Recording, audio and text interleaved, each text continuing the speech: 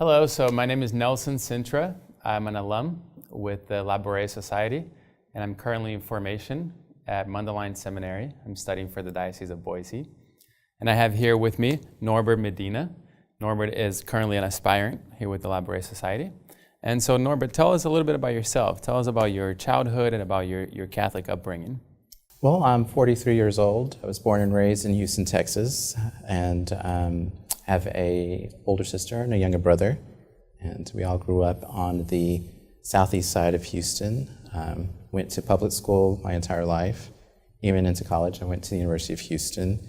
And throughout that, we've always been a very faithful, Catholic faithful family. Always going to Mass. One thing that I do like that even today that we'll do is we'll say the Angelus. We'll stop at 12 or at 6, and together we'll say it as a family and say the Angelus. So that's a good beautiful way to...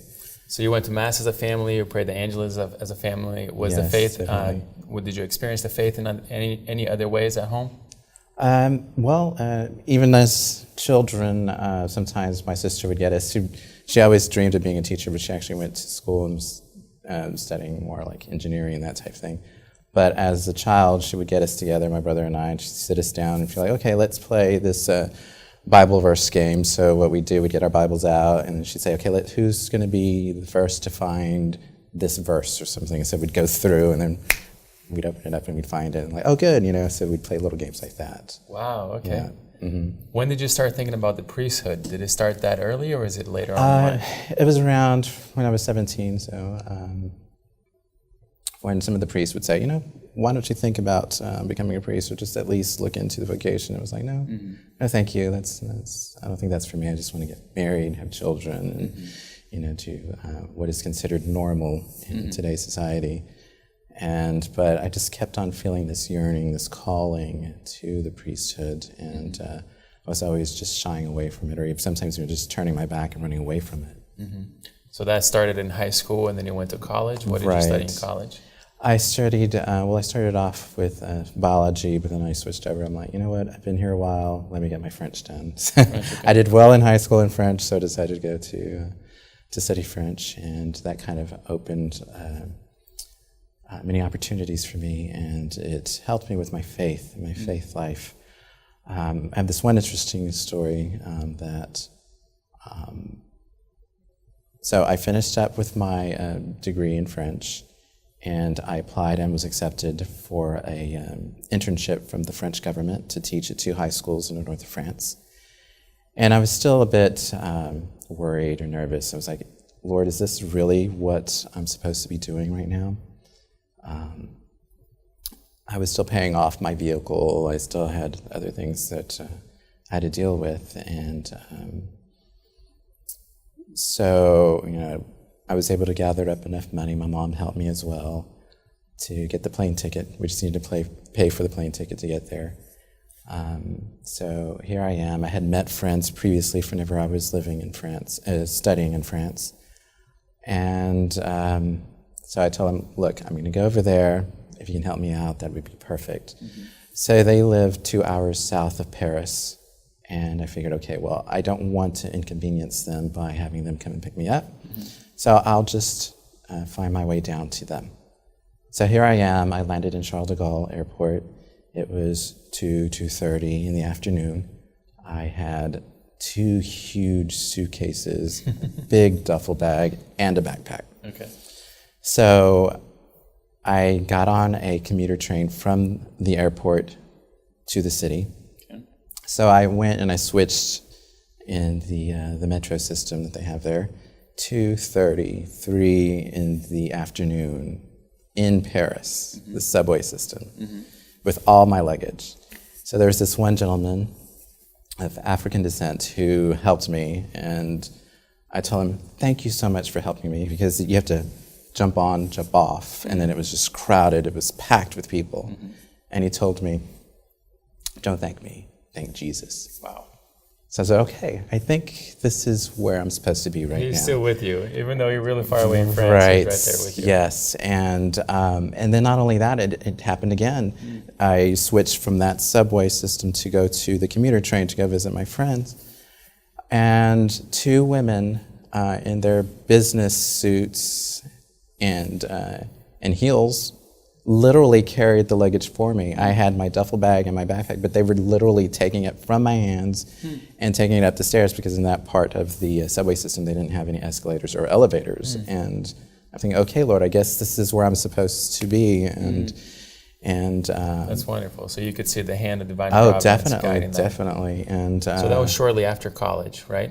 Right immediately after I finished my degree in French. Okay. And so then you came back and you started working in the U.S. So fast forward to more recently, you started discerning with a community. What community? The Claretians. The Claretians, yes. And where are they?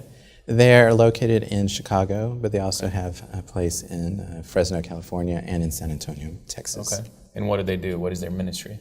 Their ministry is to care for the poor and the underserved, and especially the immigrants. Okay. And you feel like God is calling you to enter that community? Yes, definitely, because I growing up in the part of Houston that I grew up in, I saw a lot of hatred, a lot of, towards immigrants, and even toward myself, even growing up. The Ku Klux Klan was heavily entrenched in the city right where I was living, and the small community close to where I was living. And I could see the hatred and the anger of people who are not like you, like oneself. And I, thinking about that, I was like, wow, I'm just seeing all the immigrants that are coming in now, and I'd rather be the face of Christ to them. That's beautiful. So you want to really embody the love of God that you've received, and you want to share that with others. Exactly. Have you been accepted by the Claretians? Yes, I have actually. December 11th, I was officially notified. Well, I was told by my vocation director, and then I was officially given the paper actually today. Wow. That was dated on the feast of Our Lady of Guadalupe, which is December 12th. Beautiful. Yes. Okay. What is keeping you from entering? Well, unfortunately, it's my student loan debt that is preventing me from actually completely entering. That was contingent upon entering, that I resolve my debt, my student loan debt. So, of course, you went to college many years ago. You received a great education. You went on to have a career.